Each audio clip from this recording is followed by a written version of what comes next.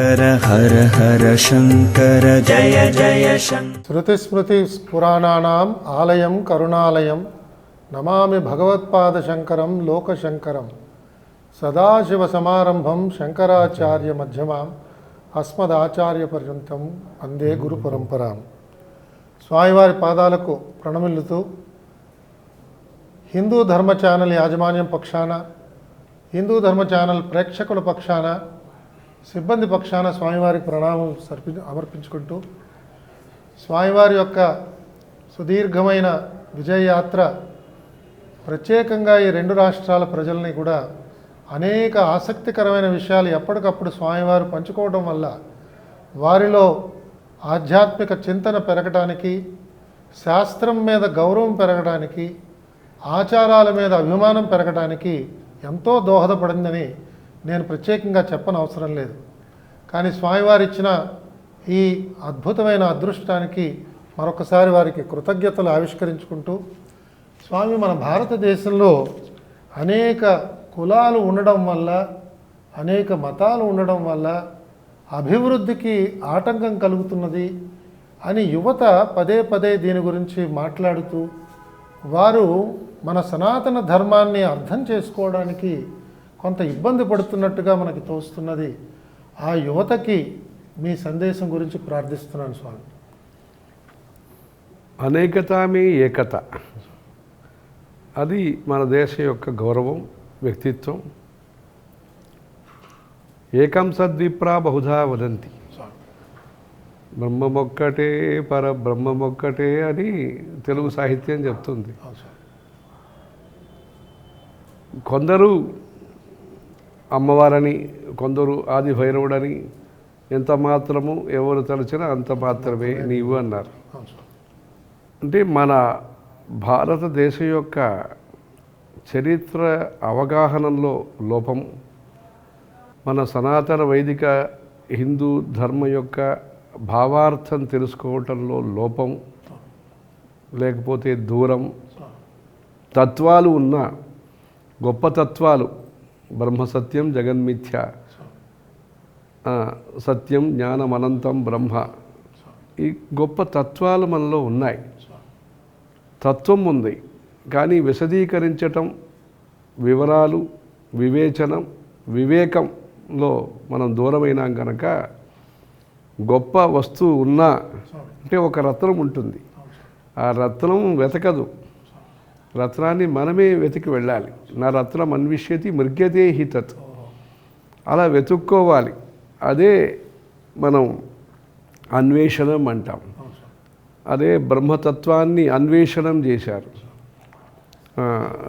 పరం బ్రహ్మ అన్వేషమాణాః ఏషః వై తత్సర్వం వక్ష్యతీతి అని ఆ ప్రశ్నోపనిషత్తులో వాళ్ళందరూ గురువుగారిని సేవించుకున్నారన్నారు. అలా మనం భారతీయ చరిత్ర ప్రచారం చేసినప్పుడు, అంటే ఇంత విభేదాలు ఉన్నప్పుడు వికాసం సాధ్యమా అనేది, అంటే మనం ఎవరితో కంపేర్ చేసుకుంటాము, పోలికలు అనేది కూడా ఒకటి ఉంటుంది. ఈ ఖండం వాళ్ళలాగా మనం ఉన్నామా, ఆ ఖండంలాగా ఉన్నామా అనేది కాదు. భూఖండంలో మనం గొప్ప సంస్కృతికి వారసులు, అది మనం ఆలోచించవలసిన విషయం, అది గుర్తించవలసిన విషయం.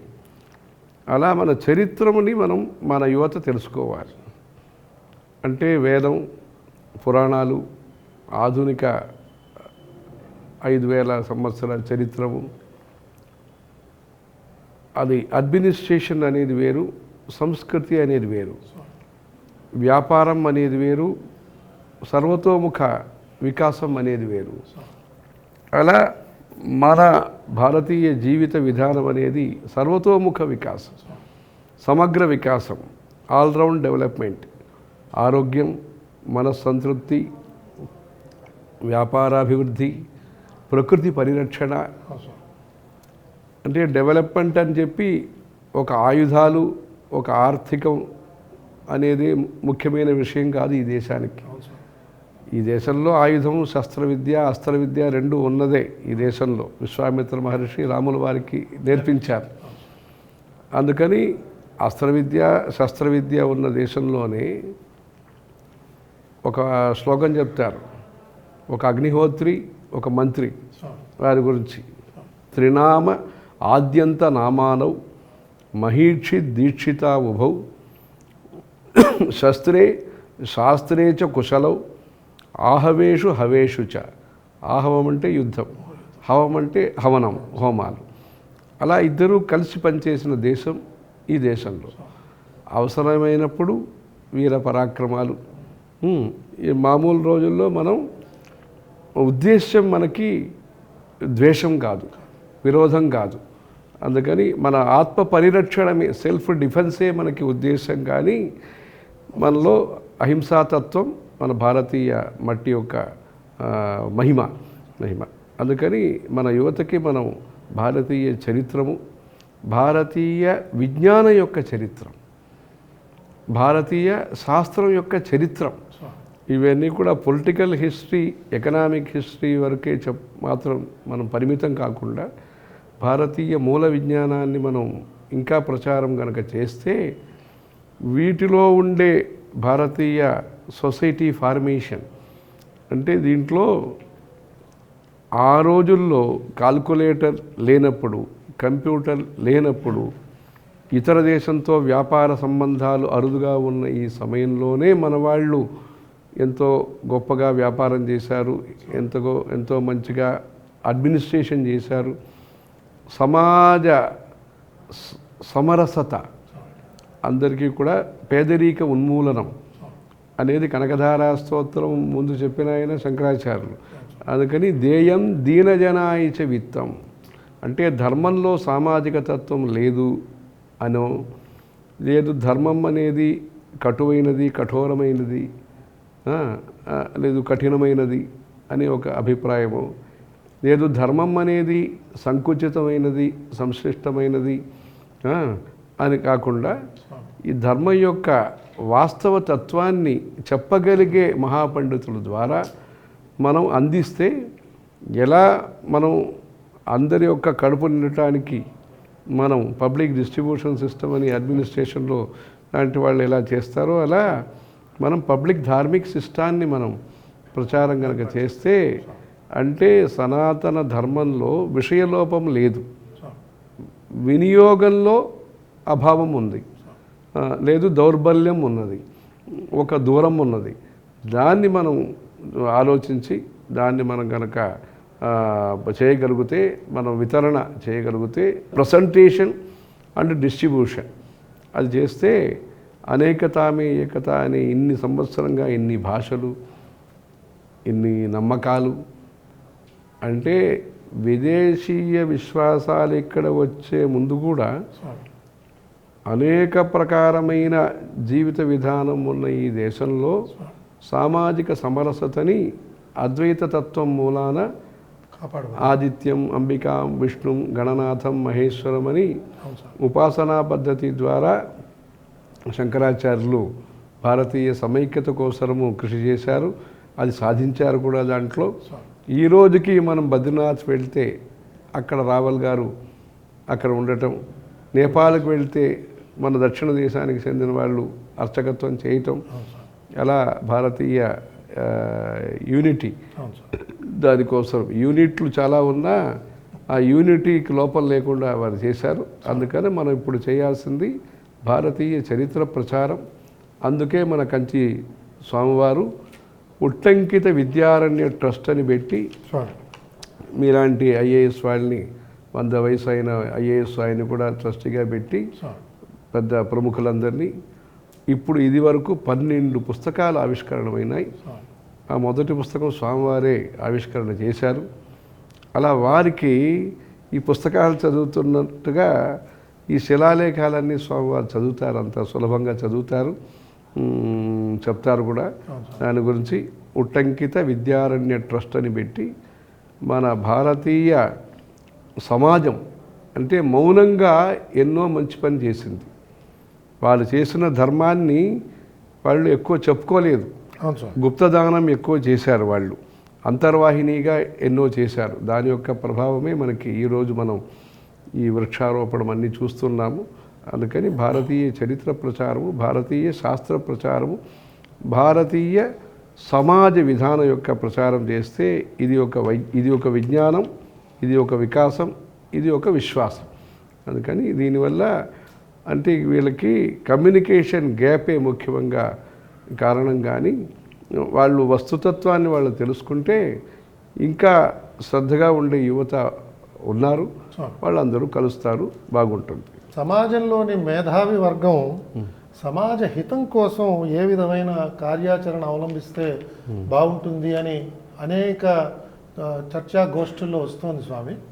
స్వామివారు ఇంతకు పూర్వమే చెప్పారు, మన సమాజంలో ద్రవ్య లోపం లేదు, భావ్య లోపం చాలా ఉన్నది అని స్వామివారు పదే పదే చెప్తున్నారు. ఇవాళ అన్నీ కూడా శాస్త్రీయ కోణంలోంచి చూడాలి, శాస్త్రీయ దృక్పథమే కావాలి అంటున్న ఈ తరుణంలో మేధావి వర్గాన్ని స్వామివారు ఒకసారి మేలుకొల్పి ఇవ్వాల్సిందిగా ప్రార్థన. అదే మేధ అనేది మన దేశంలో అందరికీ ఉన్నది. ఇంకా ఆడవాళ్ళ గురించి చెప్తున్నప్పుడు కాళిదాసుడు స్త్రీనాం అశిక్షిత పటుత్వం అన్నారు. విడిగా బడికి వెళ్ళాల్సిన అవసరం లేకుండానే ప్రకృతిగా పెద్ద మేధావులు అన్నారు. అంటే ఈరోజు సేవ అండ్ సేవింగ్స్ మనలో ఉందంటే దానికి ముఖ్య కారణం ఈ మహిళా సమాజం, స్త్రీ సమాజం, మాతృశక్తి. ఎప్పుడైనా అవసరమైతే ఇంత డబ్బు కావాలంటే ఇంటి యజమాని ముందు అడిగేది వాళ్ళని అడుగుతారు, వాళ్ళు కూడా ఇస్తారు సమయంలో. అలా మేధావి సమాజం అనేది ఇంకా చేయాల్సింది చాలా ఉన్నాయి. అంటే దేశ స్వతంత్రం కోసం పెద్ద పెద్ద చదువుకున్న వాళ్ళు, జమీందారులు, లాయర్సు అంతా చాలామంది కృషి చేశారు. అంటే ఆ సంఘటిత శక్తి ద్వారానే, నేతృత్వం ద్వారా, దాతృత్వం, నేతృత్వం ద్వారా ఈ స్వతంత్రం మనకి లభించింది. మన మూలాన మన పక్కన దేశాలకు కూడా స్వతంత్రం వచ్చాయి. మన దేశం స్వతంత్రమైన తర్వాత పక్కన దేశాలకు స్వతంత్రం వచ్చింది. అలా భారతీయ స్వతంత్ర ఉద్యమం అనేది ఈ ఖండంలో మనకి ఉపఖండంలో స్వతంత్రతా ఉద్యమానికి ముఖ్యమైన కారక దేశంగా అయింది. అంటే ఇప్పుడు మనం పని పూర్తయిందని అలా ఊరుకున్నాం. అది కాదు. స్వతంత్రం అనేది కొండపైన ఎక్కటానికి మెట్లు ఎక్కాం కానీ ఇంకా కొండని చేరుకోలేదు మనం. అది శిఖర దర్శనం అవలేదు. అందుకని ఆనంద నిలయ విమానానికి మనం చేరుకోవాలంటే మొత్తం మెట్లు ఎక్కాలి, శ్రీవారి మెట్టు ఎక్కాలి దాంట్లో. అలా ఏర్పడినప్పుడు దానికి ఈ అలిపిరి వరకు వచ్చినాము, ఇంకా అలసట లేకుండా మనం పైన ఎక్కాలి. ఎక్కడానికి మనలో ఒక సమైక్యతా భావం ఉండాలి. దాంట్లో అంటే ప్రభుత్వం ద్వారా అనేక చర్యలు తీసుకుంటున్నారు. విదేశాలు కూడా ఇదివరకు చూసి చూడకన్నా ఉండే విదేశాలు కూడా భారతంతో మంచి సత్సంబంధం పెట్టుకోవాలి.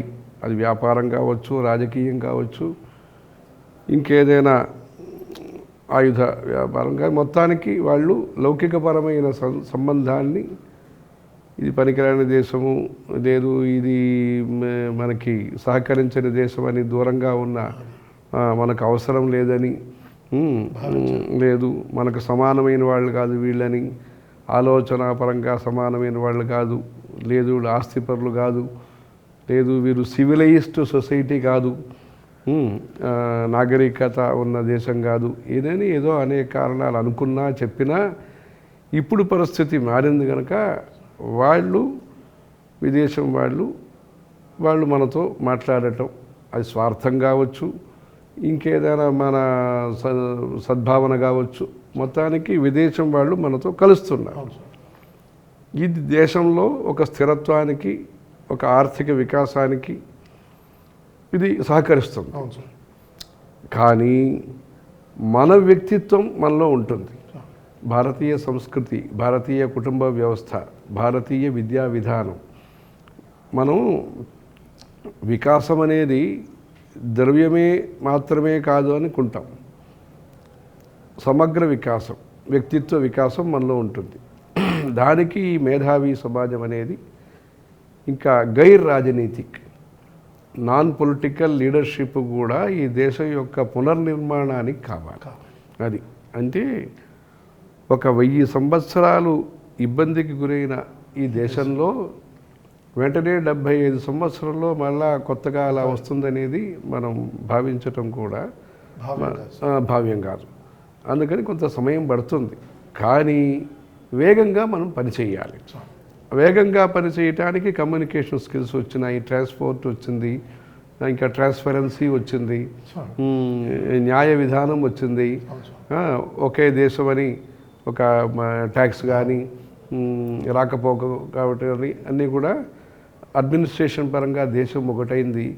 అలా ఉన్నప్పుడు మనం మన సంస్కృతి పరిరక్షణలో సంస్కృతి సంరక్షణ కోసము చట్టాలు అనుకూలంగా ఉండాలి. సర్కారుకి ధర్మం అనేది అనుకూలంగా ఉంటుంది ఎప్పుడైనా సరే, ముందు సరే ఇప్పుడు సరే. ప్రభుత్వాలకి ధర్మ సంఘం అనేది అనుకూలంగా ఉంటుంది. ఈ ప్రభుత్వములు సంస్కృతికి అనుకూలంగా చర్యలు తీసుకోవాలి. సమాజం కూడా ఉదాసీనం లేకుండా వాళ్ళు ముందుకు వచ్చి వాళ్ళు న్యాయపరంగా చట్టపరంగా ఏమి చేయగలుగుతారు, అలాంటి సేవా కార్యక్రమంలో అంటే మంచి ఎడ్యుకేషన్ కానీ, మంచి కౌన్సిలింగ్ కానీ, మంచి ఆత్మవిశ్వాస ఉద్యమాలు కానీ. ఇప్పుడు ఆత్మవిశ్వాసం అనేది ముఖ్యంగా యువత మధ్యలో అవసరమైంది. నిన్న మొన్న అంటే నిరాశ అత్యాశ ఉన్మూలనం, ఫ్రస్ట్రేషన్ అండ్ ఇంకా మన ఓవర్ ఎక్స్పెక్టేషన్, దాంట్ నుంచి మన విముక్తి మనకు కలగాలి.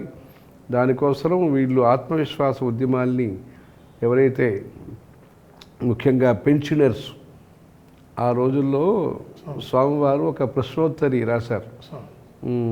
అది 1940s ఎప్పుడో అప్పుడు ముందు రాస్తే, మీరెవరు అంటారు, మేమందరూ పెన్షనర్ అన్నారు. మీకోసమే కాచుకున్నాను. అదేమంటే మీరు సమాజానికి ఎలా సహకరించవచ్చని చెప్తూ, ఆ రోజుల్లో మీరు టైప్ రైటింగ్ ఇన్స్టిట్యూట్ పెట్టించండి.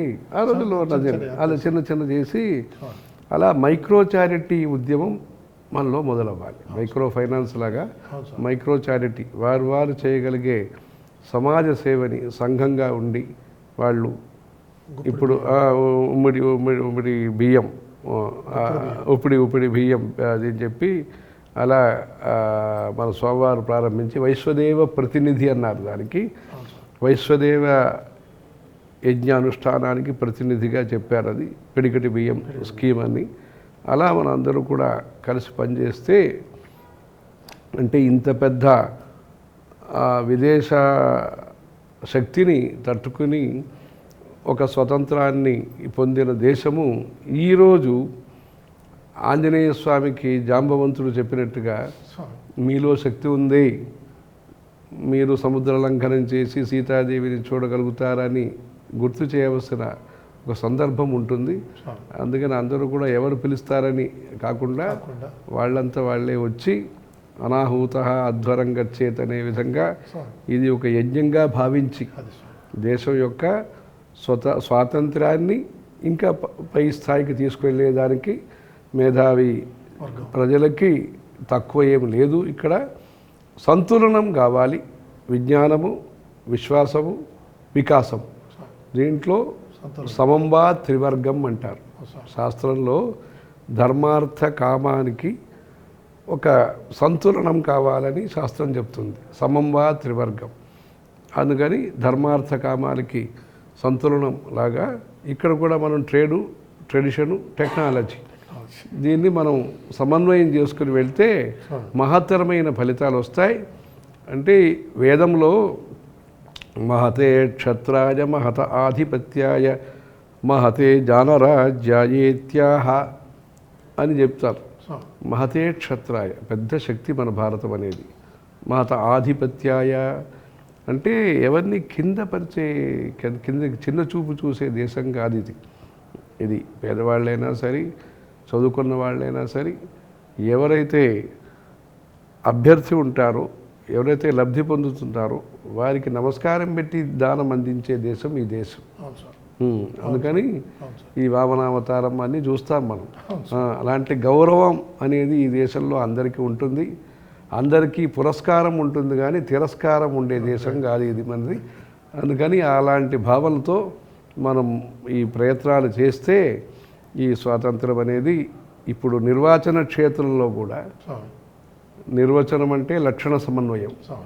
అంటే ఇది ఇలా ఉండాలి అనేది నిర్వచనం. నిర్వచనం. అది ఈ శబ్దానికి ఇది అర్థం అనేది. ఇది నిర్వాచనం అంటే మంచి నేత. ఎట్లా ఈ బట్టలకి నేత ఉంటారో సార్. అలా సమాజానికి కూడా కలిపే వాళ్ళు నేత ఉండాలి. దానికి అంటే దేవాసుర యుద్ధం జరిగినప్పుడు ఒక సందర్భంలో దేవతలు ఓడిపోయినారు. సార్.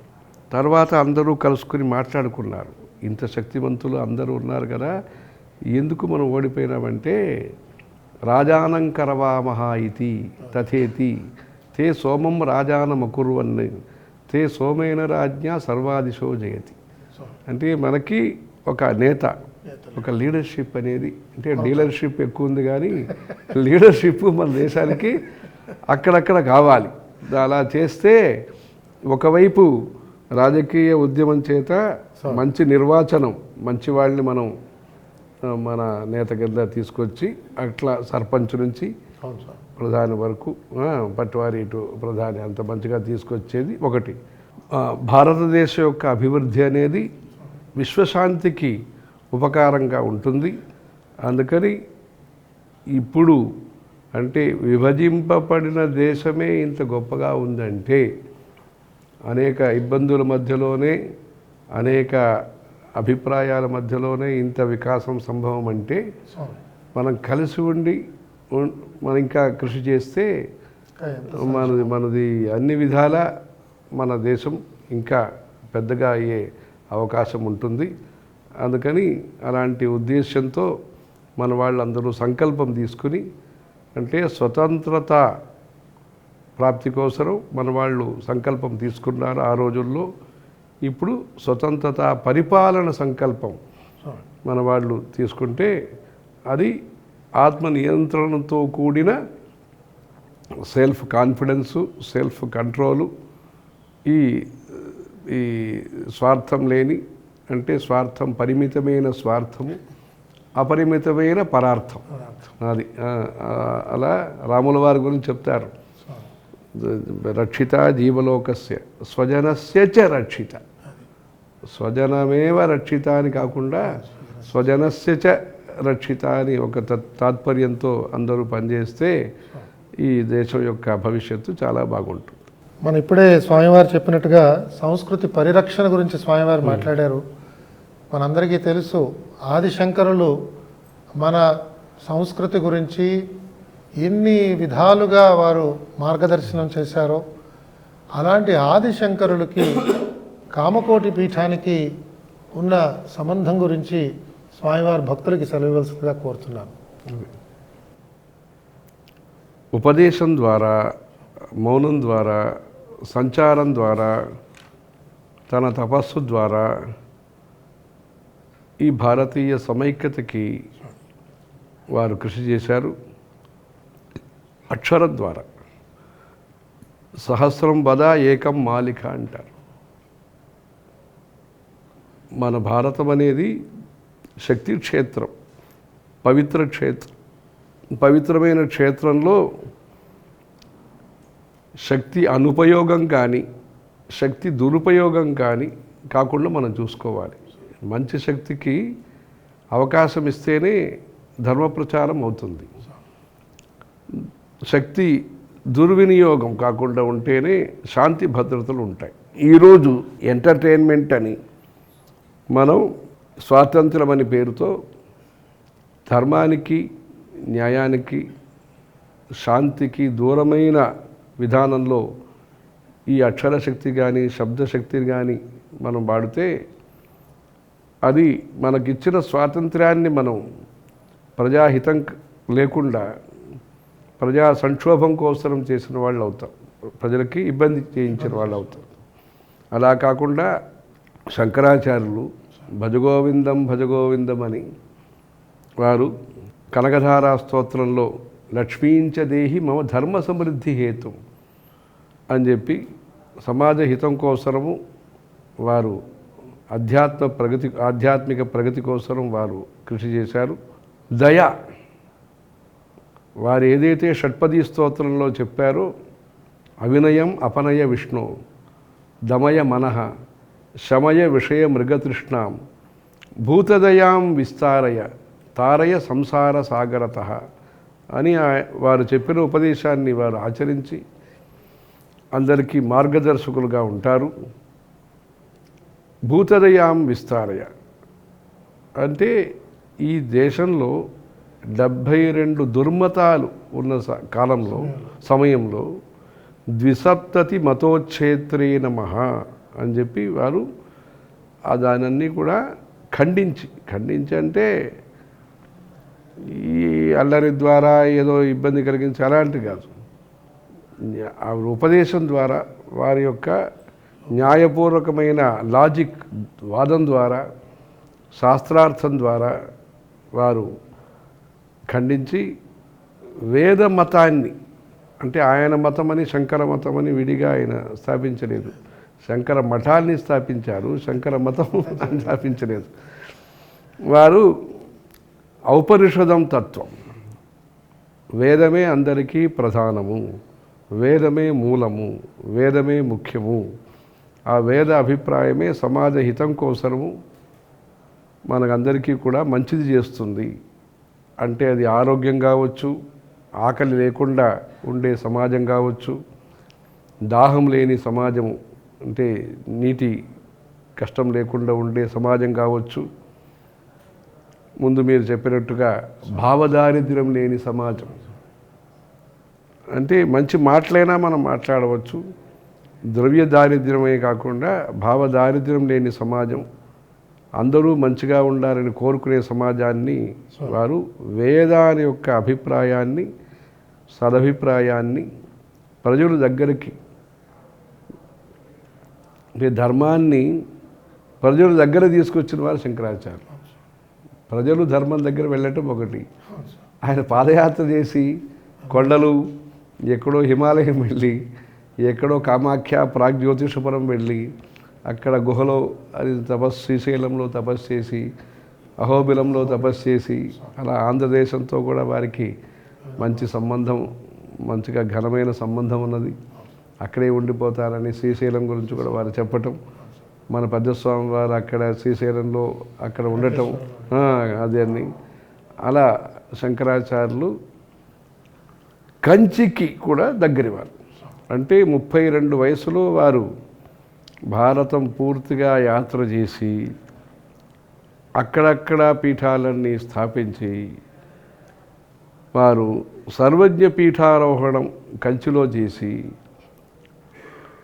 అప్పుడు ఒక ఆయన చిన్న వయసు ఒక ఆయన వచ్చారు, ఆయన బ్రహ్మచారి వస్తే ఆయన సర్వజ్ఞాత్మేంద్ర సరస్వతి స్వామి వారిని వారికి నామకరణం చేసి అలా శాస్త్రార్థం చేసినప్పుడు వారికి అంత ఉపదేశాలన్నీ చేసి అలా శ్రీచక్రం స్వయమాలిఖత్ అని చక్రరాజం అని పేరు, అలాంటి గొప్ప యంత్రాన్ని కామాక్షం వారు సన్నిధిలో వారు సమ్ముఖం వారే స్వయంగా ప్రతిష్ఠించి అలా అక్కడ అనేక ఆలయ జీర్ణోద్ధారణ చేయించి అప్పుడు ఎవరైతే శాసనం చేశారో వాళ్ళకి చెప్పించి, ముఖ్యంగా ఆ నగర నిర్మాణం వారి యొక్క సలహా మేరకు విస్తారమైంది. ముందే నగరం ఉంది, నగరేషు కాంచి అని, పుష్పేషు జాతి పురుషేషు విష్ణు నారీషు రంభ నగరేషు కాంచి అని ఉంటుంది.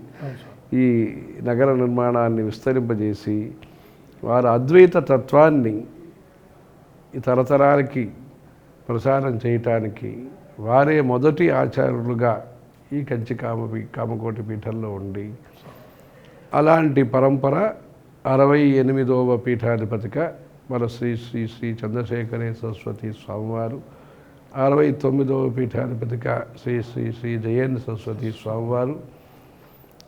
అంటే పెద్ద స్వామివారు శాస్త్రాల్ని కాపాడారు, మన జయేంద్ర సరస్వతి స్వామివారు సమాజాన్ని కాపాడారు.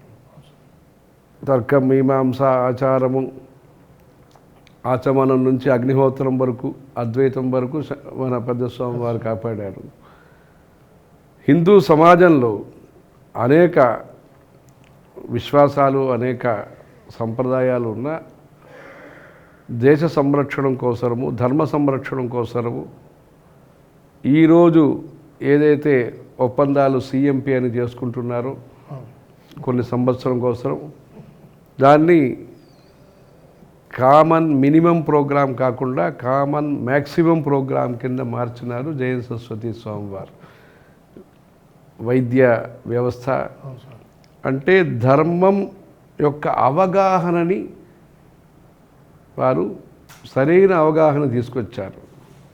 ధర్మం ప్రజా సంక్షేమానికి అది కృషి చేస్తుంది. దేయం దీనజనాయచ విత్తం అనేది ధర్మ యొక్క సందేశము. శరీర మాద్యంకలు ధర్మ సాధనం అనేది ధర్మ యొక్క సందేశము. సర్వేంద్రియాణం నయనం ప్రధానం అని నేత్రాలయాలు పెట్టించారు. అందుకని అంటే వికాసం అనేది ఒకటి, విశ్వాసం అనేది ఒకటి.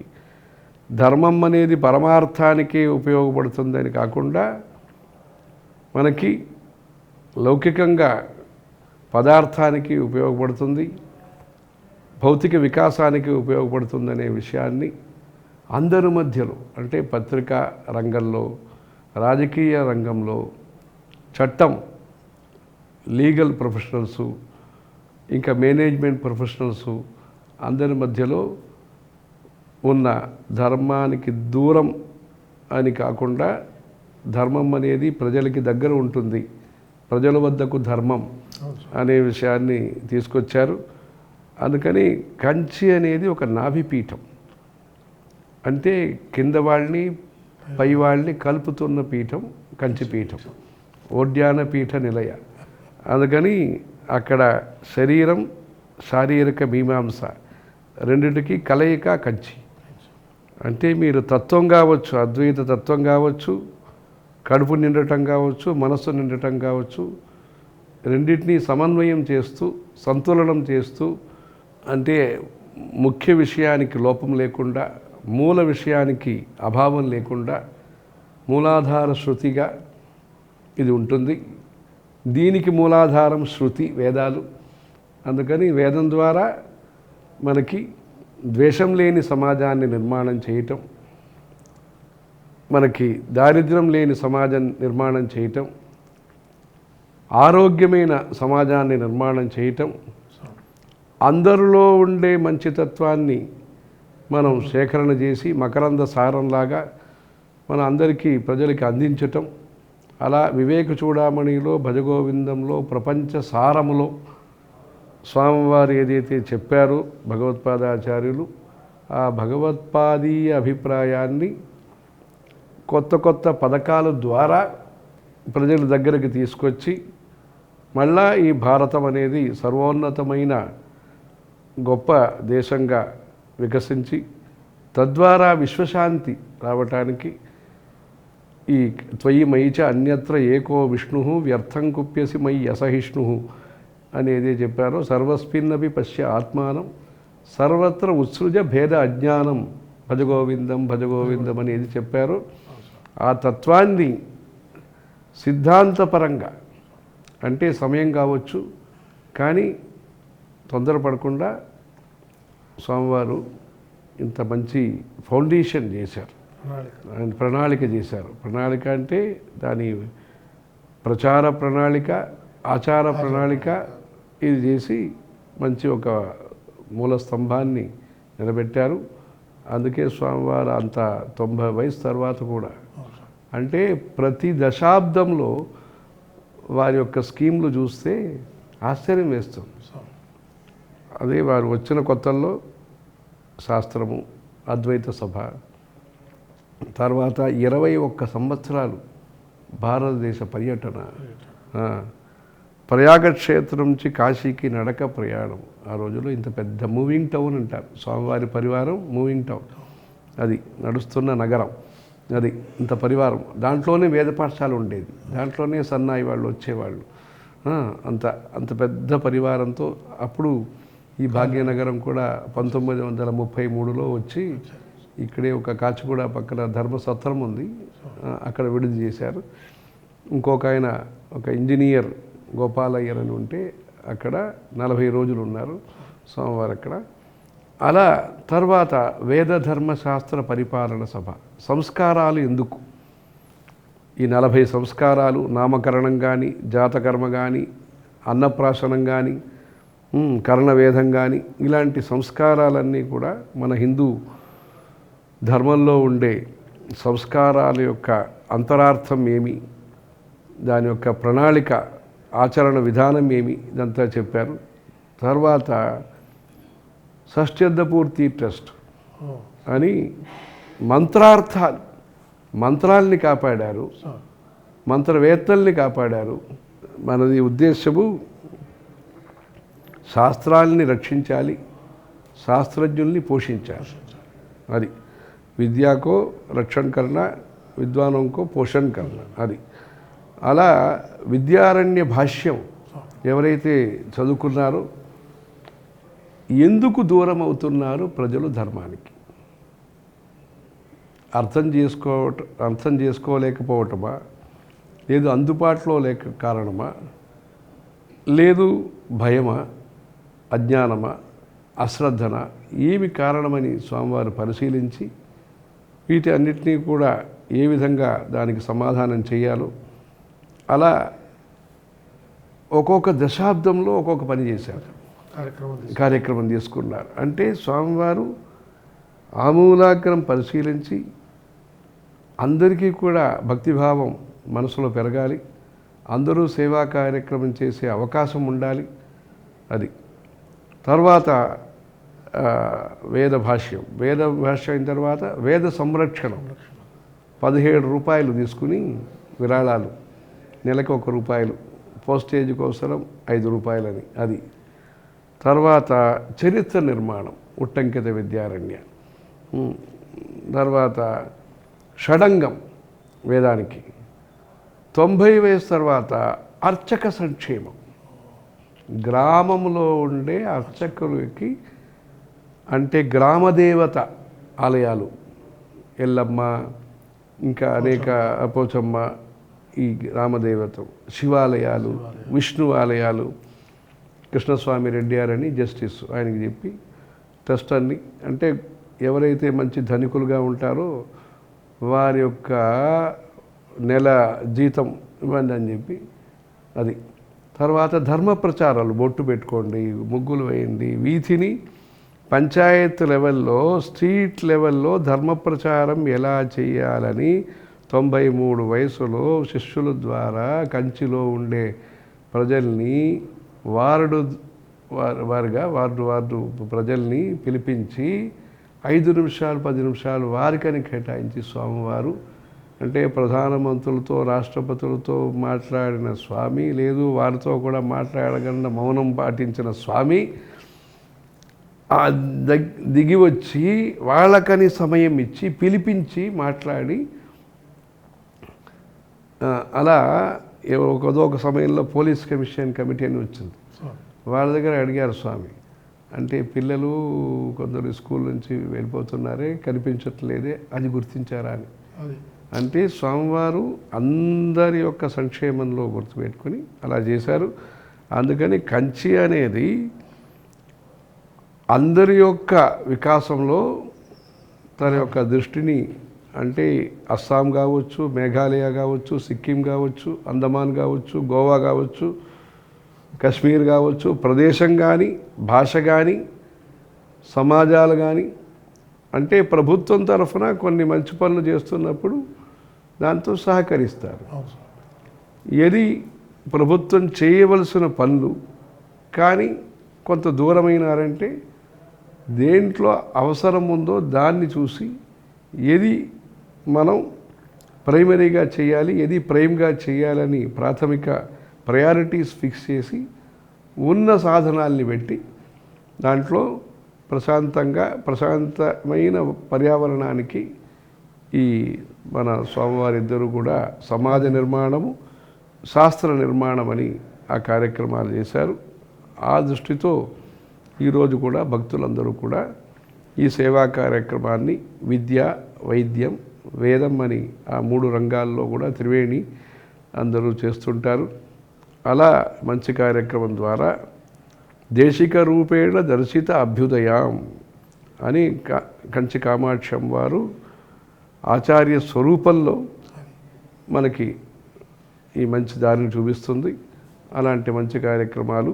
సర్వజ్ఞ అంటే అందరి యొక్క అవసరాల్ని గుర్తించినారు, అందరి యొక్క అభిప్రాయాల్ని తెలుసుకున్నారు, అందరికీ వీలయ్యే విధంలో మద్దతు చేస్తారు అనేది అలాంటిది మన స్వామివారి యొక్క అది. అంటే ఇది ఈ పదవి అనేది అత్రైవర్గిక సంప్రదాయ పదవి సామ్రాజ్య సింహాసనే అంటే 1919 ఎప్పుడో ఒక విషయం స్వామివారు రాయలసీమ పర్యటనలో చెప్పారు. 1983లో చెప్పారు. మన దగ్గర తంజావూరులో వారు ఉండగా ఒక ఊరేగింపు జరిగింది గురు పూర్ణిమ రోజు అని. అప్పుడు ఏదైతే పద్యాలు చదువుతారో అదాన్ని స్వామివారి వినిపించారు, మనకి చెప్పారు ఆ వయసులో. అక్కడ ఉంటే అప్పుడు చెప్తూ స్వామివారు ఒక కార్తీక మాసం సోమవారం పౌర్ణిమ అప్పుడు వారు చెప్పింది అంటే శంకరపీఠం యొక్క అభిప్రాయం ఏమి, అక్కడే పణ్యం అక్కడ ఈ కర్నూలు దగ్గర ఉన్నప్పుడు అక్కడ ఒకటి మఠం అంటే ఏమి, పీఠం అంటే ఏమి, దీపావళి సందర్భం అప్పుడు స్వామివారు ఒక పార్థసారథి అని ఒక అధికారి కూడా వచ్చారు ఢిల్లీ నుంచి. ఆ సందర్భంలో స్వామివారు పీఠం అంటే ఏమి, మఠ ఛాత్రాది నిలయ అని వివరాలన్నీ చెప్పి అంటే పీఠం అనే వ్యవస్థ ఎందుకు సమాజం కోసం అని అంటే అనేక కథలు చెప్పేవారు. కర్నూలులో ఉన్నప్పుడు తర్వాత కూడా కథలన్నీ చెప్పేవారు. అంటే పీఠం యొక్క చరిత్ర, అంటే ధర్మ ప్రచారం ఎందుకు అనే విషయాల గురించి వారు చెప్పేవారు. అలా చెప్తూ ఆ దీంట్లో అత్రైవర్గిక సంప్రదాయ పదవి సామ్రాజ్య సింహాసనే అంటే ఈ సామ్రాజ్యం అనేది సంప్రదాయ సామ్రాజ్యం, అసంప్రదాయవత్ మూర్ఖవత్ ఉపేక్షణీయ అని శంకర భగవత్పాదాచార్యులు చెప్పారు. అంటే ఒక సిస్టమ్, ఒక అడ్మినిస్ట్రేషన్ అయినా సరే, ఒక బిజినెస్ అయినా సరే, ఇంకా ఏదైనా ఒక లౌకిక రాజనీతి కానీ రజోనీతి కాకుండా రాజనీతి అయినా సరే ఒక సిస్టమ్ అనేది ఉంటుంది. అదే మనం శిష్టాచారం అంటాం. అది ఇప్పుడు శిష్టమైన ఆచారాన్ని మనం కాపాడాలి, అంటే మిగిలిన ఆచారమైనా మనం కాపాడాలి, అదే అవశిష్టమైన ఆచారాలైనా మనం కాపాడాలి. అప్పుడు సామ్రాజ్య సింహాసని, సామ్రాజ్యం పీఠం అంటే సామ్రాజ్యం అంటే నగలు, వెండి, బంగారం అది ఉంటుంది. ఒక వ్యవస్థ అంటే అది ఉంటుంది, తప్పదు, అది ఉండాలి, ఉంటుంది. కానీ సంప్రదాయ సామ్రాజ్యం అంటే ఈ దేశంలో గుడిసెలో కూడా ఒక సంప్రదాయం ఉంది. అంతా వాళ్ళు రైతులు పనిచేసి వచ్చి సాయంకాలంలో అన్నం వండించి వాళ్ళు తర్వాత 10 మంది ఎక్కడ ఏదో కూర్చుని మంచంలో కూర్చుని అందరూ పంచుకొని అక్కడ ఉండే జీవరాశులు ఏముంటుందో దానికి ఇచ్చి పోషించి, అంటే ఆత్మగౌరవం, వినయం, ప్రేమ అన్నీ ఉంది. దానికి మనం స్వీకృతి, రికగ్నిషన్ ఇవ్వాలి. రికగ్నిషన్ మనం కంపెనీస్కి ఇస్తున్నాము, పొలిటికల్కి ఇస్తున్నాము. సమాజంలో ఉండే మంచితత్వానికి మనం రికగ్నిషన్ ఇస్తే ఇలాంటి అభిప్రాయాలు పెరుగుతాయి. అందుకని అందరి మధ్యలో మంచితత్వం అనే వేదాంత బీజం, ఫిలాసఫీ అనే సీడు మన శంకరాచార్యులు ఆ రోజు పెద్ద సాధనం లేకుండా ఆయన తపస్సు, ఆయన యొక్క విద్యా ప్రభావం చేత వారు నాటారు. దాన్ని మనం నీళ్లు పోయకపోయినా అది కరువైపోతుంది. సందర్భం తెలుసుకోకుండా ఎక్కువ నీళ్లు పోసినా ఆ చెట్టు పెరగదు. అందుకని మనం సరిగా పోషిస్తే కొత్తగా చేయవలసిన విషయాలు ఏం లేదు. హిందూ ధర్మంలో, సనాతన వైదిక ధర్మంలో ముందే ఉన్నది. దీంట్లో మనం ఆర్గనైజ్ చేసుకోవాలి, అందరూ ఏకగ్రీవంగా ఐకమత్యంతో కలిసి పనిచేస్తే మన వాళ్ళు అందరిలో కూడా అందరికీ అంటే ఈ రైతు కానీ హస్తకళ చేసేవాళ్ళు కానీ రిక్షా వాళ్ళు కానీ ఎవరైనా సరే పడవ నడిపేవాళ్ళు మన జైన్ సరస్వతి స్వామి వారు ప్రయాగ్లో పడవ నడిపే వాళ్ళకి పోటీ పెట్టి వాళ్ళకి సన్మానం ఇచ్చారు. అందుకంటే అందరిలో ఆత్మదర్శనం చూస్తున్న ధర్మం మనది. అందుకని దీంట్లో మనం ఆత్మాని మనం చూడాలి. ఆత్మదర్శనం మాత్రమే కాకుండా నా వరకే నేను చూసుకుంటానని కాకుండా మన ఆత్మాని మనం చూడాలి.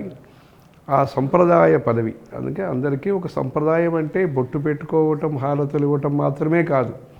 ఆతిథ్యంలో సంప్రదాయం ఉంటుంది, వడ్డించటంలో సంప్రదాయం ఉంటుంది, గుడిసెలోన తోరణం కట్టడంలో సంప్రదాయం ఉంటుంది, ముగ్గులు వేయటంలో మనం గుమ్మడి పూలు పెట్టడంలో సంప్రదాయం ఉంటుంది.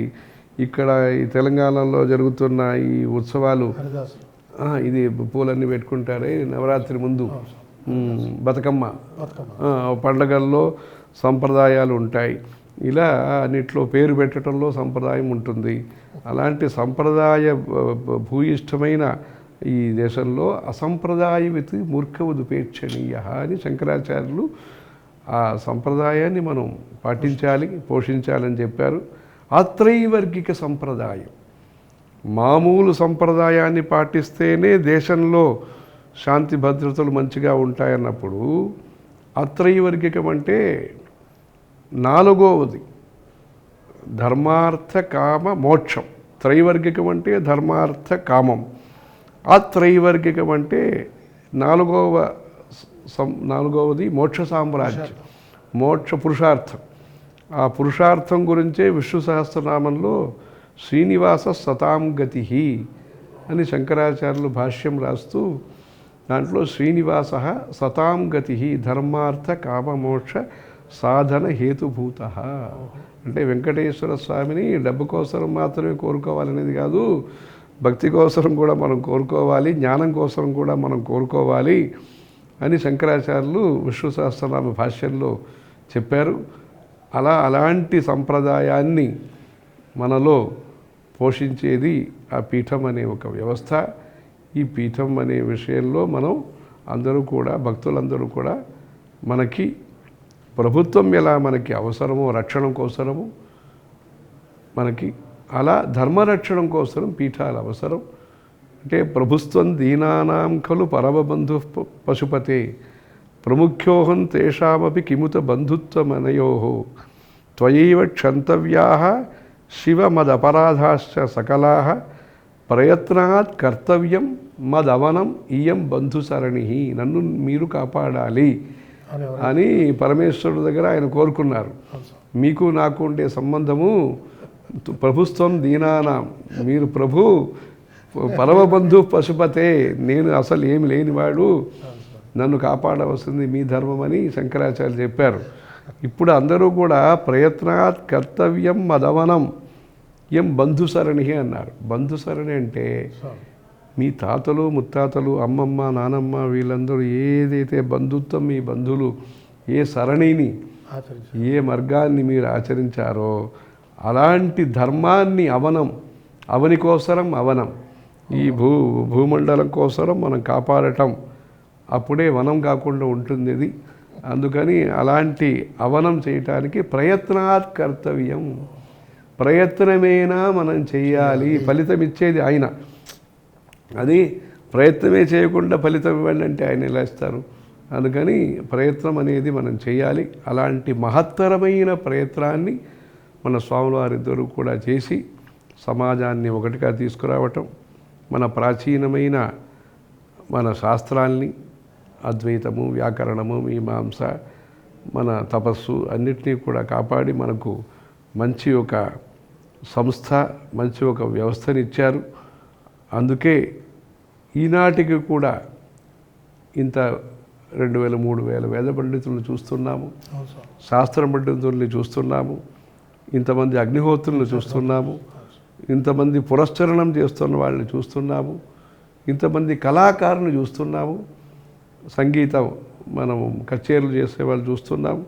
అలా వారు ఈ దీపాన్ని ప్రవర్తితో దీపైవ ప్రదీపాత్ అని ఒకవైపు 1907 నుంచి 1947 వరకు అనేక ఉద్యమాలు లోకంలో జరిగినంతా వారు చూసి అదే సమయంలో ధర్మాన్ని కాపాడాలని ఏకాగ్రంగా ఉండి పనిచేసి, అంటే రెండో వరల్డ్ వార్ అయింది, ఇంకా యుఎస్ఎస్ఆర్ అలాంటిదైంది, ఇంకా అయింది ఇక్కడ చైనా ఇదైంది.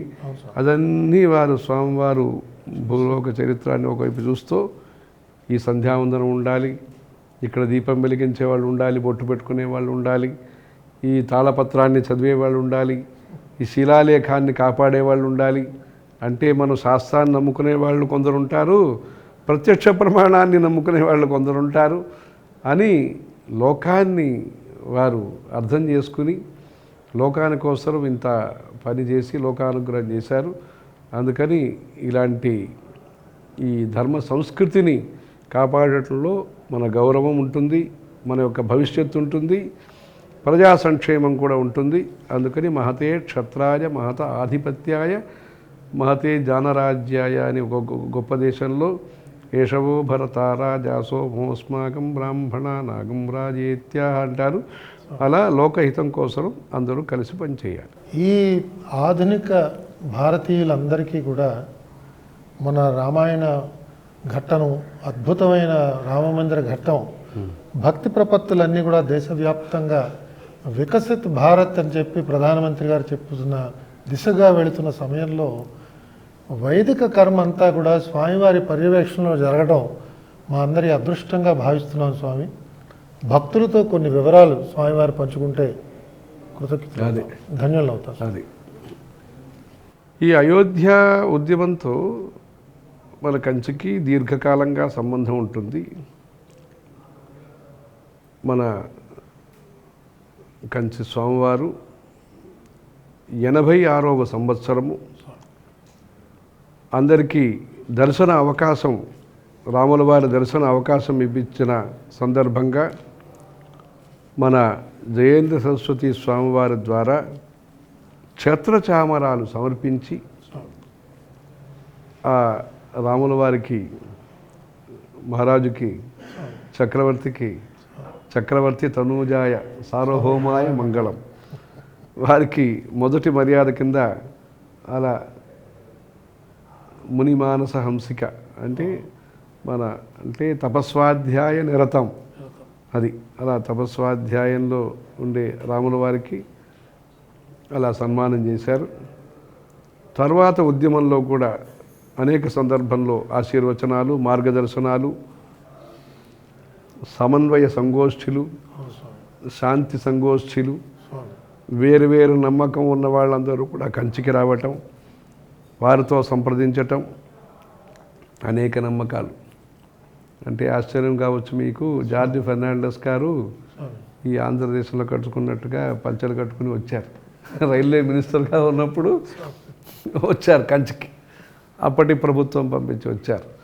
అంటే అనేక ప్రభుత్వాలు, 5-6 ప్రభుత్వాలు నిరంతర ప్రయత్నం అప్పుడప్పుడు వారు చేసి, అంటే అంశావతారం పూర్ణావతారం అంటారు, అలా అంశావతారాలు చాలా జరిగినాయి.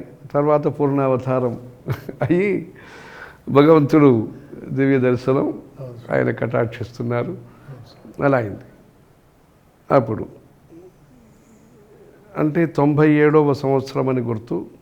అప్పుడు కూడా తాత్కాలికంగా ఒక ఏర్పాట్లో అలా ఉన్నప్పుడు, అంటే టెంటు ఒక నేను ఉన్నప్పుడు అప్పుడు వెళ్ళి సంక్షేప రామాయణం పారాయణ చేశాం.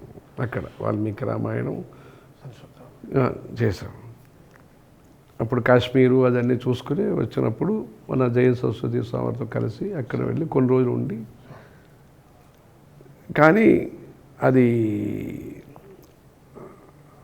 ఆశ్వాసం ఉండింది, కానీ వారి చోటుకి దగ్గర వెళ్ళగలిగామని ఉండింది, కానీ అది ఇప్పుడు అది మారింది. వెలుతురు అందరి జీవితంలో వెలుతురు ఇచ్చిన, ప్రకాశం ఇచ్చిన వారి యొక్క భవనం అలా నిర్మాణం చేయటం అనేది అందరికీ సంతోషమైన విషయము. రాములు వారు అవతార యొక్క ఉద్దేశ్యము రామో విగ్రహవాన్ ధర్మ వేద ప్రాచేతసాదాసీత్ సాక్షాత్ రామాయణాత్మన. ఆయన గోదానం చేసిన మహా అవతార పురుషుడు. ఒక గోదానం కాదు, రెండు దానాలు కాదు, ఎంతో ఆవులు ఉంటే ఆ మంచి పండితుడికి ఆ గోదానం ఇప్పించాలని ఆయన అంటే ఒక మందహాసంతో ఒక కర్ర చేతికిచ్చి ఇది పడేసేయండి, ఎంత దూరం వెళుతుందో అతన్ని మీకు అన్నారు. అంటే ఆయనలో ఒక ఉత్సాహం ఇవ్వటంలో ఉదార పురుషుడు, ఉదాహరణ పురుషుడు, ఉదార పురుషుడు, ఉత్తమ పురుషుడు. అది అలాంటి రాముల వారు వేద ధర్మానికి ప్రతినిధి. ఆయన ఆ వేద ధర్మానికి ప్రతినిధి అంటే వేదములో ఏమి చెప్పబడినదో ఆచరించి చూపించినవారు. అందుకే మేము చాతుర్మాస్య వ్రతం కాశీలో అంటే వేద భూమిలో చేసి, స్మృతి భూమి అయోధ్య అంటే వేదాల్లో చెప్పబడిన విషయాన్ని మాతృదేవో భవ పితృదేవో భవ అనేదాన్ని ప్రత్యక్షంగా మనకు చూపించిన వారు. అందుకని ఏ స్తుతి అయినా సరే, ఏ ద్రవ్యమైనా సరే ఆయనకి మనస్సులో చాంచల్యం కలిగించలేదు. రాజర్షి ఆయన. అలాంటి రాముల వారి యొక్క ప్రతిష్టా వైభవం అనేది ఆయన శాస్త్రాన్ని పూర్తిగా ఆచరించి చూపించిన వారు. కేవలం వీరపురుషుడు మాత్రమే కాదు ఆయన. అందుకని ఈ వైదిక విధానంలో ఈ ప్రతిష్టా కార్యక్రమం అనేది వేద పండితులు ఉత్తరాయణంలో 4 వేదాలు పారాయణం జరిగి రాముల వారు యాగాలన్నీ చేశారు. ఆ సరయు తీరానికి వెళ్ళాం. సరైవాశ్చోత్తరే తీరే యజ్ఞభూమి మకల్పైన ఏం చెప్తారో అలా ఉత్తర తీరంలో యాగశాలన్నీ ఆ రోజుల్లో చేశారు. ఇప్పుడు కూడా మనం ఆంధ్రదేశ ప్రజలకి చెప్పే సలహా కూడా, మీరేదైనా రేపు అయోధ్యలో మంచి కార్యక్రమం చేయగలిగితే ఆ యజ్ఞశాల లాంటిది కూడా చేస్తే, అంటే గెస్ట్ హౌసెస్ మంటపాలన్నీ వచ్చేసినాయి. ఇలాంటి మన యజ్ఞోదానం తపశ్చైవ దీనికి అనుకూలమైన మంచి పర్యావరణం మనం తయారు చేయవచ్చు. ఈ ప్రతిష్టా సంబంధించిన విషయంలో భూమి పూజకి కంచి నుంచి మృత్తికలు పంపించటం అయింది. అప్పుడు ఈ 5 బంగారు కాసులు పెట్టి జయ, నంద, భద్ర, రిక్త, పూర్ణ అని బంగారు కాసులు పెట్టి అక్కడ కంచి కామాక్షి అమ్మవారు ఆలయం నుంచి మృత్తిక, ఏకాంబరేశ్వర స్వామి, వరదరాజస్వామి, విష్ణు కంచి పీఠంలోనే ఒక చెట్టు ఉంటుంది, ఈ పొగడు చెట్టు, అది వకుళ పుష్పం. ఆ వకుళ పుష్పం అనేది అనురాధ నక్షత్రానికి చెందిన వృక్షం. అది అక్కడ మన స్వామివారి నక్షత్రం. అందుకని అక్కడి నుంచి ఆ మృత్తికాన్ని అక్కడ పంపించి భూమి పూజన జరిగింది. శంకుస్థాపనం కూడా, శంకు కూడా కంచి నుంచే వెళ్ళింది. ఇప్పుడు ప్రతిష్ట సంబంధంగా అంటే పునర్వసు అనేది వారి నక్షత్రం. బాలరామ విగ్రహ ప్రతిష్ట మాత్రమే కాదు ఇప్పుడు జరిగింది, విశ్వస్య భర్తృ జగత ప్రతిష్ట అంటారు. పునర్వసు అనే నక్షత్రానికి పునర్వో హవిష యజామహ అంటారు. అలా విశ్వస్య భర్తృ ఆ పునర్వసు నక్షత్రంలో జన్మించిన అవతారం తీసుకున్న రాముల వారు విశ్వస్య భర్తృ. ఆ నక్షత్ర శక్తి అనేది లోకాన్ని కాపాడేది. జగత ప్రతిష్ట అంటే లోకానికే గౌరవం.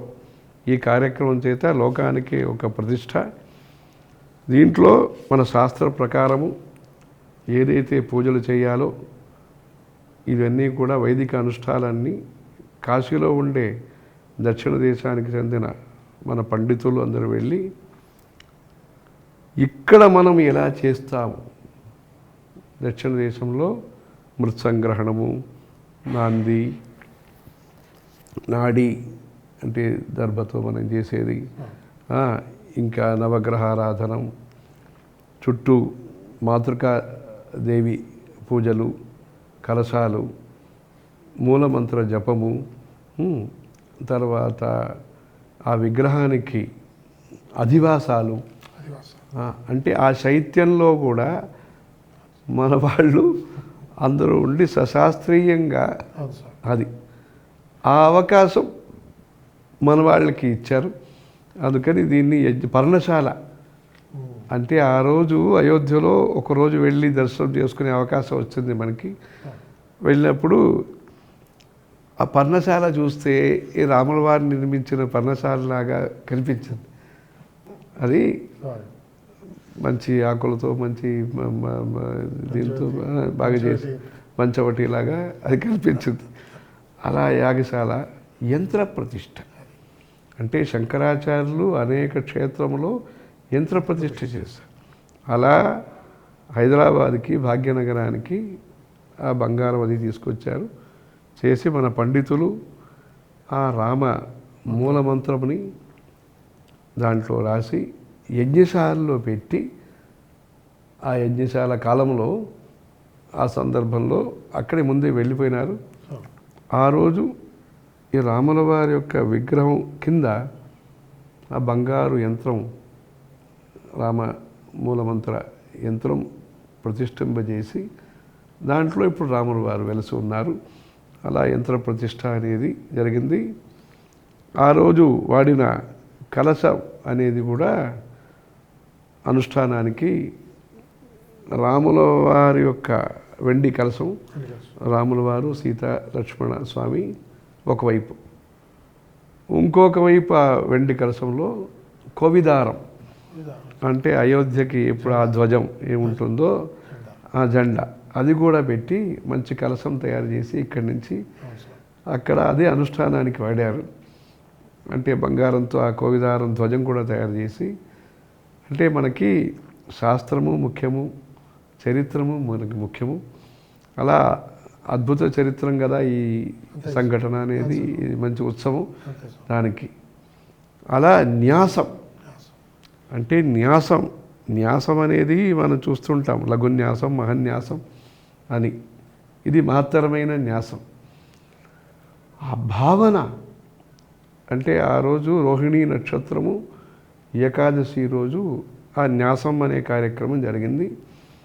ఆ న్యాసంలో ఆ రాముల వారి యొక్క దివ్య విగ్రహంలో ఏ ఆధ్యాత్మిక శక్తి ఎక్కడెక్కడ ఉంటారని ఆ కల్పన మనం చేస్తే, ఎలా ఆవులో మనం కామధేను సంకల్పం మనం చూస్తుంటాము, పాదంలో వీళ్ళు ఈ దేవత ఉంటారు, కొమ్ములో ఈ దేవత ఉంటారు, దాన్ని మనం చూస్తుంటాం. అలా కామధేను అలాంటి భావన కలుగుతుంది. దాంట్లో రాముల వారికి ఆపాద శిరస్సు మస్తకం. అలా ఆ ఏకాదశి రోజు ఆభరణం సమర్పించటం కూడా అయింది. అంటే 3 ఆభరణాలు ఆ రోజు ఉదయమే ఏకాదశి రోజు ఇక్కడ ఉన్నప్పుడు భాగ్యనగరంలో ఉన్నప్పుడు అమ్మవారి ప్రసాదంగా అంటే రాముడు అంటే తల్లి జగన్మాత అది ఇంత 3 ఆభరణాలు, ఒకటి శిరస్సు కంఠానికి, ఒకటి చేతిలో అంటే బాలరాముడు కదా, అందుకని కంకణంలాగా బంగారంతో ఒక పథకంతో ఒక ఆభరణం, తర్వాత పాదానికి అది ఒక ఆభరణం. అలా ఈ దివ్యమంగళ విగ్రహంగా వారు అలాంటి అష్టబంధనం, మన దక్షిణ దేశంలో ఎలా అష్టబంధనం అని ఈ మూర్తి స్థిరంగా ఉండటానికి ఎలా చేస్తారో అదన్ని పెట్టి అలా అద్భుతంగా, అంటే వారు మహర్షుల్ని గౌరవించిన అవతారం. తన గురించి ఆయన చెప్పుకున్న ఒక సాదృశ్యం విద్ధిమాం ఋషిభిస్తుల్యం అని. ఆయన నేను పెద్ద డబ్బు ఉన్నవాడని, లేదు పరాక్రమశాలి అదేనేదో సందర్భంలో ఆయన సముద్రం శోషయే అని చెప్పుకున్నా, ఆయనంతా ఆయనగా ప్రశాంతమైన స్థితిలో చెప్పుకున్న మాట ఇది. అంటే కోపంలో సముద్రాన్ని శోషణం చేస్తామని క్రోధమా అని చెప్పినా ఆయన ప్రశాంతంగా ఉన్నప్పుడు ఆయన చెప్పింది నేను ఆర్ష సంస్కృతికి చెందినవాడు అని చెప్పుకున్నారు. అందుకని అనేక సేవలు ముందు చేశారు, ఇంకా చేయబోతున్నారు భక్తులు.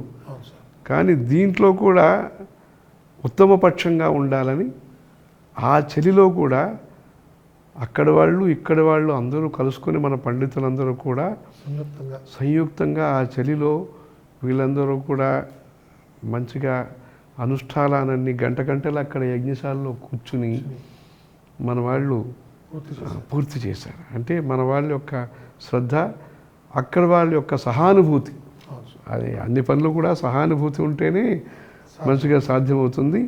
అలా ఈ వైదిక కార్యక్రమం అనేది ఈ బాలరామ విగ్రహ ప్రాణ ప్రతిష్ఠ అనేది వేదంలో చెప్పబడిన విధంగా, పునర్వసు నక్షత్ర మంత్రంలో చెప్పబడిన విధంగా, విశ్వస్య భర్తృ జగత ప్రతిష్ఠ అనే విధంగా దేవానాం పూరయోధ్య అన్నారు.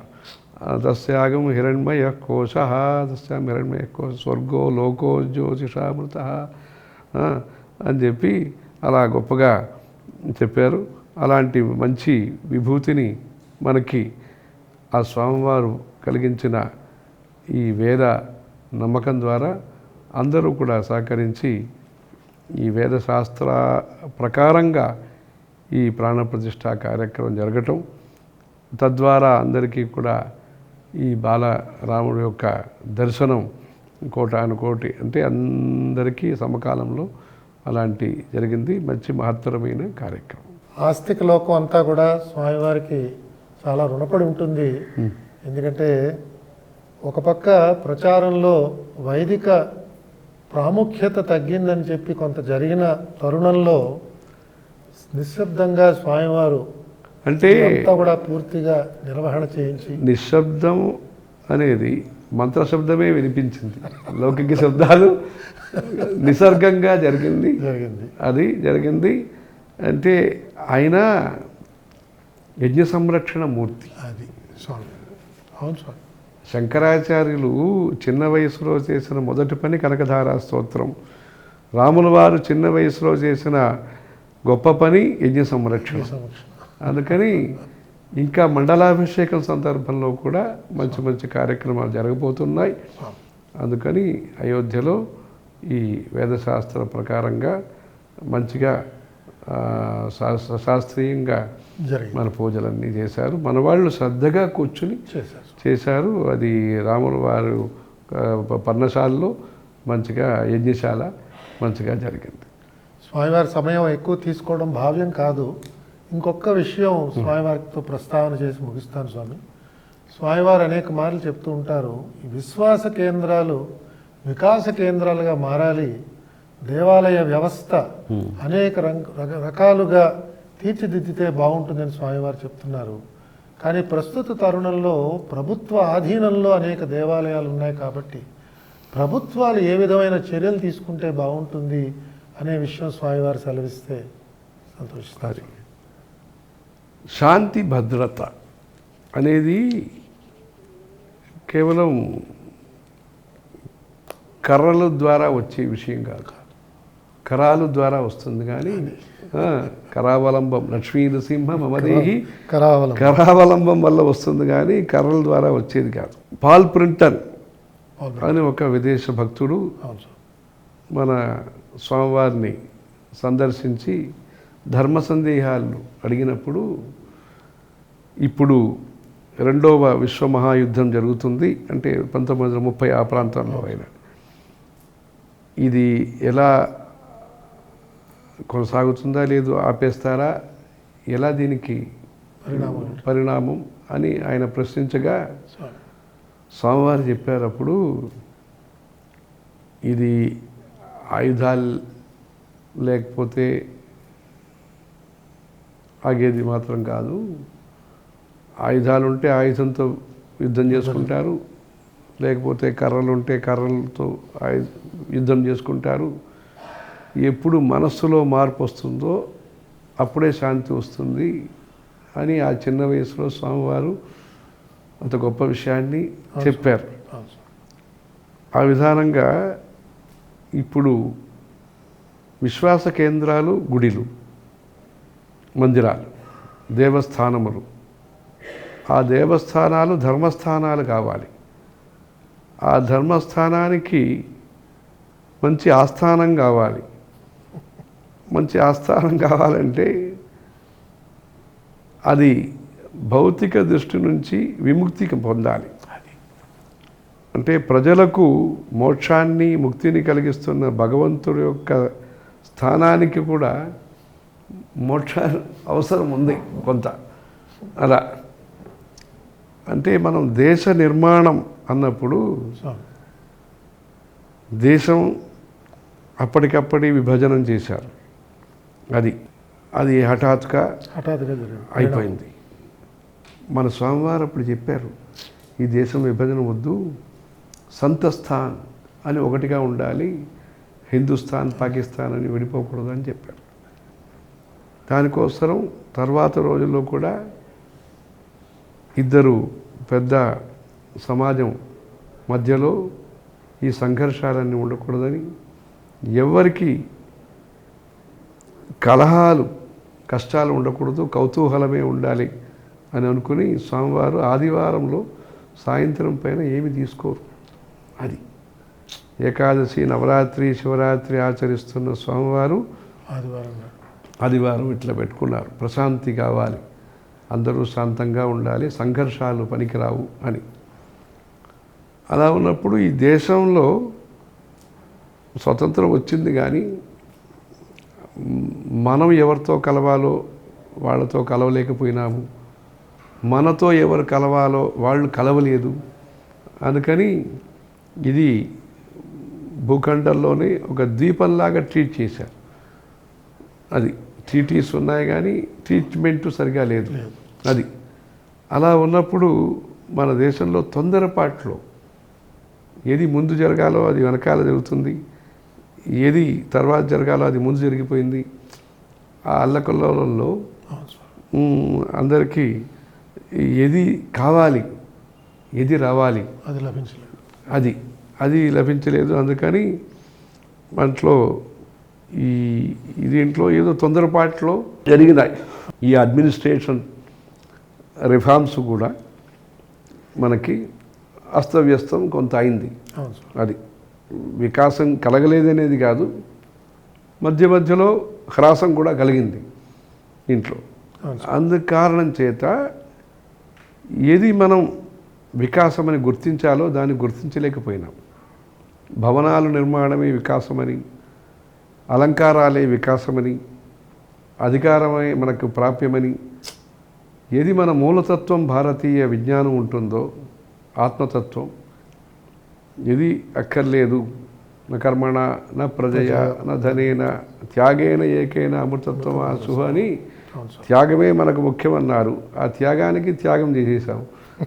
అలా ఉన్నప్పుడు మనం ఈ దేశం యొక్క స్వరూపం అనేది సౌమనస్యం, సౌకుమార్యం, మంచి అందమైన మాటలు, స్మితభాషి, పూర్వభాషి, మృదుభాషి. ఇక్కడ ఈ స్వరూపం నుంచి మనం దూరం అయిపోయినాం. దాంట్లో ఒక భాగమే ఈ మందిర నిర్వహణ కూడా. మనసు నిండటానికి గుడి ఉంటుంది, దాన్ని మనం కడుపు నిండటానికని మనం గుర్తించి దీన్ని మనం స్వరూపాన్ని కొంత మార్చాం దాంట్లో. అంటే ప్రజలకి ఈ రోజుకి తరతరాలుగా వారి వారి ఇంటిలో నేర్పించిన ధర్మంలో శ్రద్ధ ఉంది కనుక కొంతవరకు మిగిలింది, కానీ మొత్తం పర్యావరణంలో కొంత ఇబ్బందికి గురైంది ఇది. తద్వారా మనం దీన్ని ఒక లౌకిక సంస్థ కింద చూస్తున్నాం, కానీ మనం మన నాగరికత ఏదైతే ఉంటుందో, మన కుటుంబ వ్యవస్థ ఏముంటుందో, మన విద్యా విధానానికి ఉపయోగపడాలి అనే దానికోసమే ఆ రోజుల్లో చతుర్వేది మంగళాలని చేశారు, ఇష్టాపూర్తం చేశారు. ఆ శిలాలేఖ్యాలే ఈ ఉట్టంకిత ట్రస్ట్ ద్వారా ముద్రణం చేయిస్తున్నారు. అలా ఉన్నప్పుడు ఈ దేవస్థానం అనేది ఆస్థా కేంద్రం. ఇది అవును సార్. మనం దాన్ని ఆస్తి కేంద్రం అనుకున్నాం. ఆస్థా కేంద్రాన్ని ఆస్తి కేంద్రం అనుకున్నాం మనం. అందుకని మనం కొంచెం దూరమైనాము. ఇప్పుడు భక్తి పెరిగింది, కానీ ఎవరి చేతిలో అధికారం అన్నప్పుడు ఈ కో ఎగ్జిస్టెన్స్ లేదు. ఎగ్జిస్టెన్స్ ఉంది, కో ఎగ్జిస్టెన్స్ లేదు. గుడిలు ఉన్నాయి, ఇక్కడ ఏదో కొందరు అధికారులు పాలన చేస్తుంటారు, విరాళాలు ఇచ్చేవాళ్ళు వాళ్ళు సొంతంగా గుళ్ళు కట్టుకుంటున్నారు. మొత్తానికి కొంచెం దూరం సర్కారుకి, సమాజానికి, శాస్త్రానికి ఉండవలసిన సత్సంబంధాల్లో కొంత లోపం కనిపిస్తుంది. అందుకని శాస్త్రము, సమాజము, సర్కారు పీపీపీ మోడల్ కావాలి. ప్రజా ప్రభుత్వం, ప్రీస్ట్ ఆర్ ఫిలాసఫీ, ఆ సంబంధం కావాలి. అలా ఉంటే దీని యొక్క ఉద్దేశం పరిపూర్ణం అవుతుంది. అందుకని ఇది భూమి కేంద్రంగా మనం చూస్తున్నాం. ఇది భూమికా కేంద్రంగా మనం చూడాలి. సమాజం యొక్క భూమిక ఇది నిర్మాణం అవుతుంది. మందిరం ద్వారా సప్త కన్యకా గుడి ఉంటుంది, ఎల్లమ్మ గుడి ఉంటుంది, ఇంకా అక్షరంలో కొన్ని యంత్రాలు ఉంటాయి గ్రామంలో, దానికి పసుపు కుంకుమ పెడతారు. అందుకని ఈ నమ్మకం అనేది ఒక రోజుల్లో డబ్బు చేత కానీ అధికారం చేత కానీ సులభంగా వచ్చే విషయం కాదు. ఇది తపస్సు చేత, ప్రేమ చేత, ఆదర్శమైన జీవితం చేత, ఉద్యమం చేత వచ్చిన ఈ మంచి సంస్కృతి. అందుకని దీంట్లో ధర్మ విద్యకి మనం ఖర్చులు పెట్టాలి, ప్రాముఖ్యత ఇవ్వాలి. అంటే మనకని ఒక దేశం ఏర్పాటు అయిన తర్వాత మనకని మనం చట్టంలో మనం చేస్తున్న సందర్భంలో మనం సామాజిక విషయాన్ని పూర్తి చేయటానికి ప్రభుత్వాలు పనిచేయాలి. కానీ ఈ దేవస్థానాలన్నీ కూడా మన కళ ఏముంటుందో, మన శాస్త్రాలు ఏముంటాయో, మన పండితులు ఎవరు ఉంటారో, గ్రామంలో జీర్ణోద్ధారణకి అవసరమైన మూతపడిన దేవాలయాలు, లేదు మంటపాలు, కీలకమైన కింద పడిపోయిన మంటపాలు, అలా ఉన్న ఇంట్లో జీర్ణోద్ధారణ చేయటానికి అలా దీన్ని మనం పూర్తి చేసుకోవాలి. అందుకని టెంపుల్ అడ్మినిస్ట్రేషన్లో మార్పు అనేది ఒకటి, టెంపుల్ యొక్క అడ్మినిస్ట్రేషన్ ఉద్దేశాలు, దీన్ని మనం పర్చేస్ ముఖ్యం అనుకుంటాము, పర్పస్ ముఖ్యం అనేది మర్చిపోతున్నాము. అందుకని ముఖ్యంగా ఈ దక్షిణ దేశంలో ఉండే దేవాలయాలన్నీ కూడా వేదశాస్త్ర సంరక్షణ అంతా బాగా చేస్తే, మన కళలన్నీ కూడా బాగా పోషిస్తే, మన గురుకులాలు, మన గోశాలలు, వీటికన్నిటికీ కూడా వారి భూమిని వాళ్ళు అందిస్తే, అప్పుడు ధర్మ విద్యా కేంద్రం కింద ఈ దేవస్థాన భూముల్ని మనం వాడితే తద్వారా ధర్మ వికాసం అనేది కలుగుతుంది. అందుకే ఈ విశ్వాస కేంద్రంగా ఉండే దేవస్థానాలన్నీ కూడా వాళ్ళు ఏదో గుడి కట్టేశారు, వాళ్ళు ఖాళీగా అలా వదిలేశారనే కాదు, మనకి బరువు ఏదో ఏర్పాటు చేశారు రాజులు కానీ మన పూర్వీకులు కాదు. అందుకని వాళ్ళందరూ కూడా ఇది ఆత్మనిర్భర్ అంటారు ఈ రోజుల్లో. అలా ఆత్మనిర్భర్గానే వాళ్ళు చేశారు.